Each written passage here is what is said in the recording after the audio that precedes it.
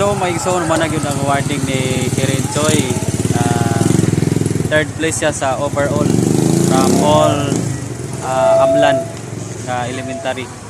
100 meters of 200 so overall third place siya. So namo na yang award ni Dal. So glory to God nga naa siya bisan to dili sa first, dili sa second, pero salamat kay sa Ginoo kay naa gyud siya award. Glory to God. Kiso sa may experience Joy sa kuan. Experience nimo sa pagdagan kaniya. Kapoy kay siya mga igsoon niya. Bali dyan Pero kaya ra gyud nimo? Oh, kaya ra gyud lang ko. Kusog kay ganiyan ang katong first gahapon naunan pa nimo. Ang kaniti maigsoon kay naunan niya gahapon. Gahapon is naunan siya. Pero karon kay naapsa na pod niya. So wala ka award kung kaniti siya may nakakuha sa third place. So may kasulti nila. Enjoy ra. Thank you kayo guys sa pag-support nako.